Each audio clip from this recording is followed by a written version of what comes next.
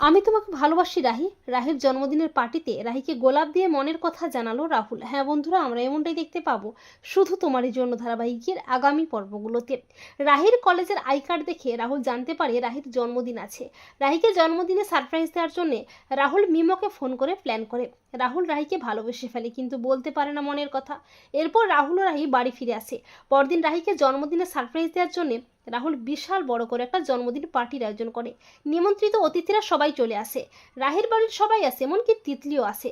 রাহি তো রাহুলের দেওয়া সারপ্রাইজে অবাক হয়ে যায়। তিতলি প্রচণ্ড খেপে গিয়ে জন্মদিনটা ভেস্তে দিয়ে রাহিকে সবার সামনে ছোট করার জন্য রাহির কোল্ড ড্রিঙ্কসে নেশা মিশিয়ে দেয়। আর সেই নেশা মেশানো কোল্ড ড্রিঙ্কস খেয়ে রাহি নেশার ঘরে মাতলামি শুরু করে। রাহুলকে বলে, আমি তোমাকে ভালোবাসি রাহুল। রাহির এই মাতলামি দেখে সবাই অবাক হয়ে যায়। পিসি ঠাম্মি ও রাহুলের মা রাহিকে কথা শোনাতে থাকে। তবে রাহুল বেশ বুঝতে পারে কেউ রাহির কোল্ড ড্রিঙ্কসে নেশা মিশিয়েছে। এরপর রাহুল কোনো ক্রমে রাহির নেশার ঘোর কাটিয়ে রাহির সম্মান বাঁচিয়ে সবার সামনে রাহিকে গোলাপ দিয়ে বলে, আই লাভ ইউ রাহি, আমি তোমাকে ভালোবেসে ফেলেছি রাহি।